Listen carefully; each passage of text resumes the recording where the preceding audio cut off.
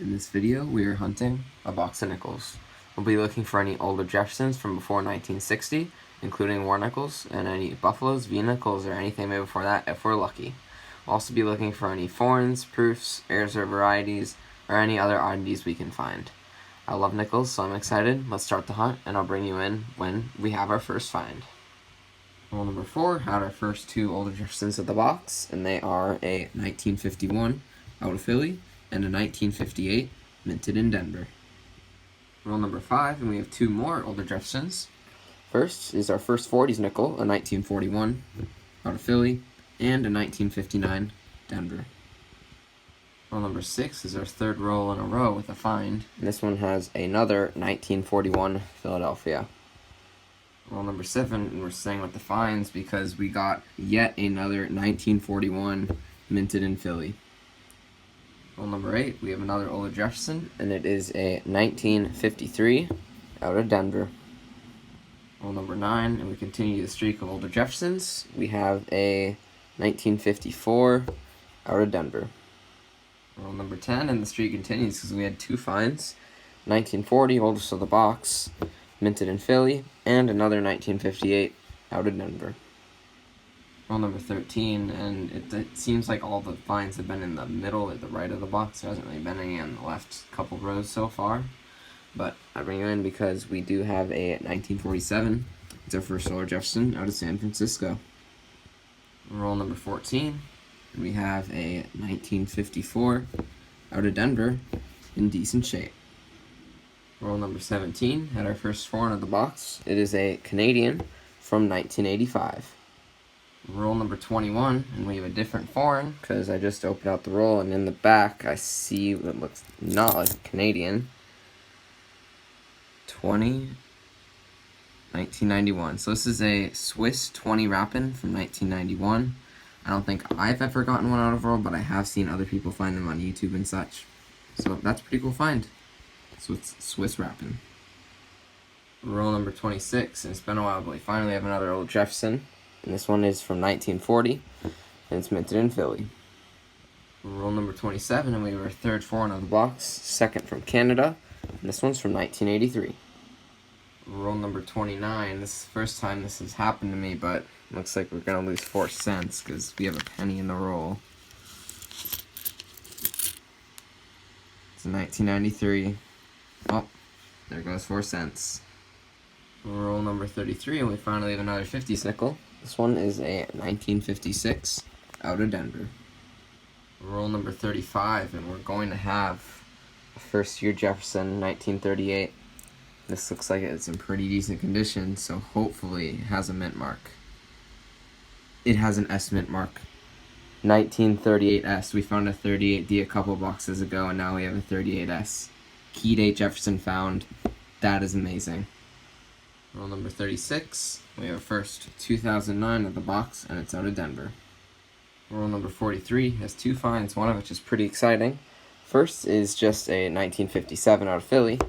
Next find is a 1959 proof nickel. In the last box, I got a 58 proof, and in this box, I got a 59. You can tell because of the incredible luster on it. It's a pretty nice shape, too. And it has a full strike with all the steps. So, 59 proof, that's a cool find. Let's get some more good finds before the box ends. Roll number 45 is going to have our second 30s nickel of the box, and it's going to be a very slick 1939 out of Philly. Roll number 48 just opened and flattened out the roll, and we had an ender that I didn't realize because it's so nice. It's a 1940 in pretty nice shape. It's out of Denver too, as it looks like it has a lot of steps, but it does have a little bit of the Ring of Death on the Monticello, but it's probably an album upgrader. Roll number 49, we have a 1940 out of Philly, and roll 50, the ender does look pretty slick, so it's probably going to be old, so we'll get to that next. Roll number 50, and I was right about the ender. It is a 1952 Philly, but I bring you in because we have a 1939 here. We'll check for a mint mark or if it's the DDR. No mint mark. don't believe it's the DDR, but I'll check off camera, and if it is, I'll bring you back. Looks kind of suspicious, but it could just be damage. I'll check off camera, but assuming there's no more fines, it's on to the wrap-up, unless it's a DDR, of course. Well, I knew that 1939 looked suspicious, so I put it under the microscope. This is what I saw. Does not look like the FS801, which would have extremely strong doubling on 5 cents in Monticello, but it still looks pretty suspicious. And there's some doubling in the outer letters of United States of America, especially there's a break on that middle line of the A. So I did a little bit of research to see if it was a different variety, and it's actually not a DDR, it's actually a QDR. It is a 1939 QDR FS802. If you look at the PCGS example, there's some slight doubling on the L's and the O of Monticello. If we go back to mine, even though it is circulated, you can still see they are slightly doubled, or quadrupled, I should say. And that place where I looked on the A, there is a pretty significant split there. Nickel box has been hunted. Let's go over the fines. Did get 16 estimates, which is slightly more than average. 3 foreigns, 2 of them were Canadian, a 1983 and a 1985. And we did get a 20 Rapin from Switzerland from 1991.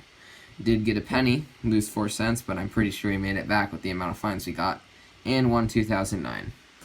Did get quite a few old Jeffersons, including this pretty nice 1940 Denver that unfortunately does have a bit of the ring of death on the reverse, but that's alright. Did get a 47S, and then just some common 40s, 50s. Finds the box, we had 3. 1939 QDR FS802, already talked enough about that in the last clip. Did get a 1959 proof, pretty nice condition. So that mirror finish right there, slightly. And we also got a key date, first year 1938, San Francisco, with just over 4 million made. Overall, with the variety of fines, pretty sure we made the 4 cents back from the penny, and a lot more, because this is a great box.